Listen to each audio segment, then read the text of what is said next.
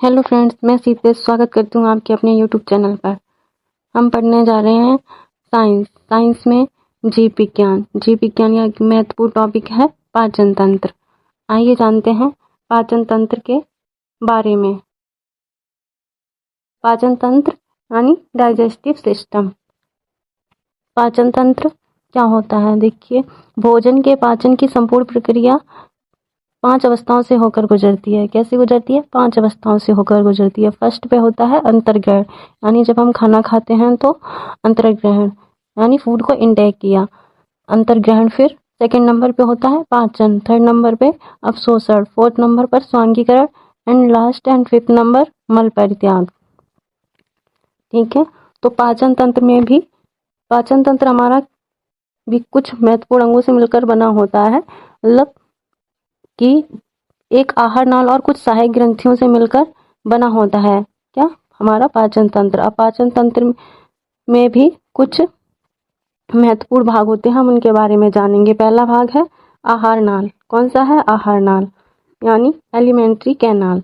अब alimentary canal के भी कुछ महत्वपूर्ण भाग होते हैं, जिसमें फर्स्ट नंबर पे आता है मुख, फिर आता है ग्रास नली, फिर होता है अमाशय, फिर होता है छोटी आंत, बड़ी आंत एंड लास्ट में मलाशय।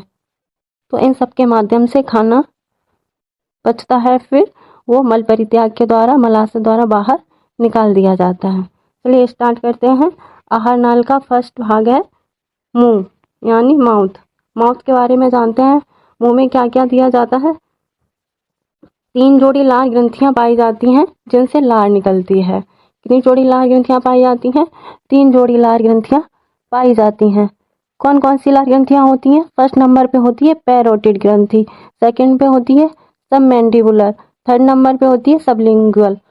जब हम लार ग्रंथि का टॉपिक अलग से पढ़ेंगे तो हम सभी लार ग्रंथियों के बारे में विस्तार पूर्वक जानेंगे। अभी के लिए इतना ही जानिए कि लार ग्रंथियां कितनी होती हैं? 3 प्रकार की होती हैं, जिनसे लार निकलती है। अब नेक्स्ट पॉइंट है लार भोजन को चिकनाहट प्रदान करती है। लार क्या है? एक लसलसा गाढ़ा द्रव है, जिसमें चिकनाहट किसके कारण होती है? म्यूकस के कारण। म्यूकस नाम में एक एंजाइम होता है, जिसके कारण क्या होती है?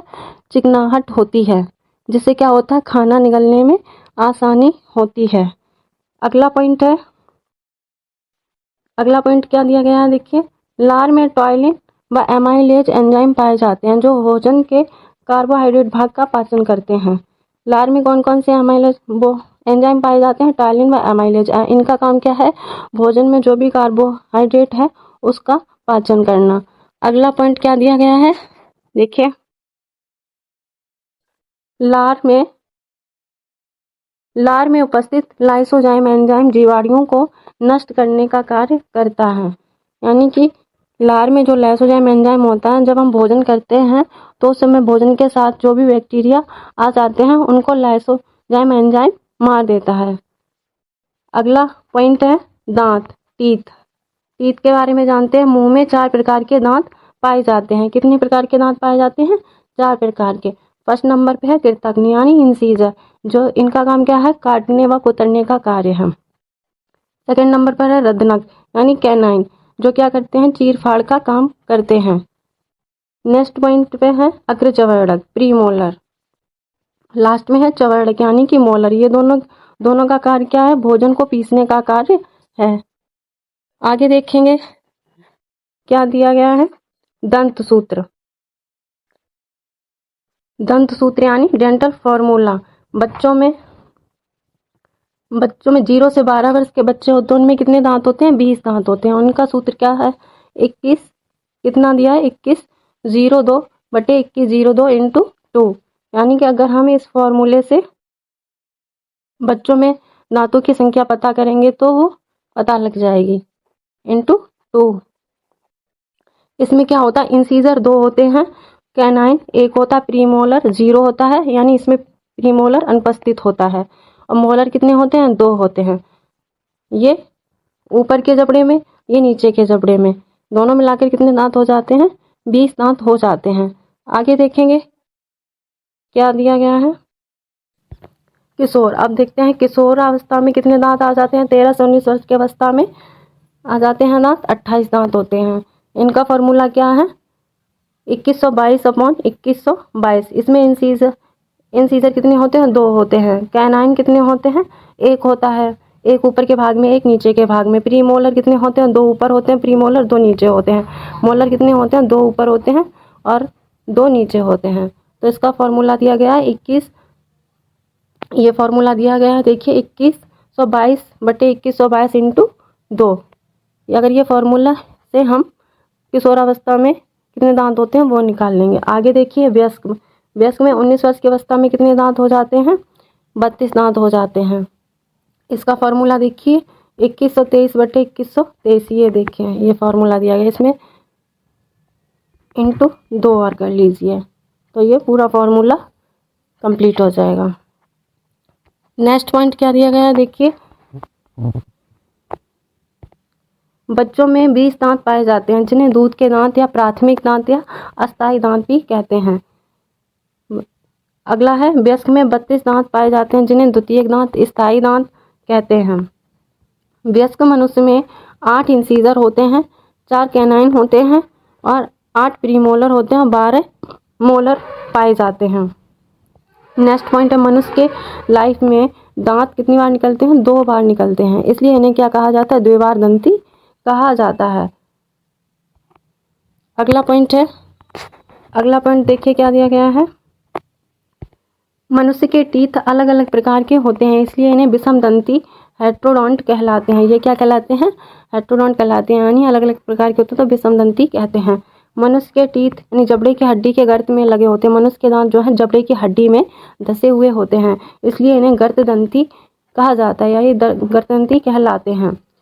देखिए नोट में क्या दिया गया है, कुछ महत्वपूर्ण पॉइंट है। दांतों का इनेमल जो होता है शरीर का सबसे कठोर पदार्थ होता है। जो दांतों का ऊपरी खोल होता है जिसे इनेमल कहा जाता है, जो दांत का सबसे कठोर भाग होता है। नेक्स्ट है हाथी दांत, टस्क। ऊपरी कृतघ्न अपर इंसीजर दांत होता है, जो हमारा ऊपरी कृतघ्न होता है उसे क्या कहते हैं? हाथी दांत भी कहते हैं। नेक्स्ट पॉइंट है शाकाहारियों में रदनक कैनाइन अनुपस्थित होता है, इसके स्थान पर एक रिक्त स्थान होता है। क्या होता है?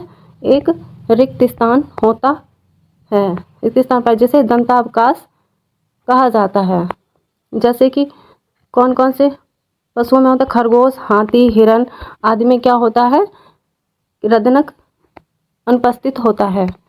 आगे देखेंगे हम, आगे क्या दिया गया है, बच्चों में अग्र चवर्णक प्रीमोलर पूर्णतः एब्सेंट होते हैं। ठीक, किशोर में 4 चवर्णक मोलर टीथ दांत एब्सेंट होते हैं।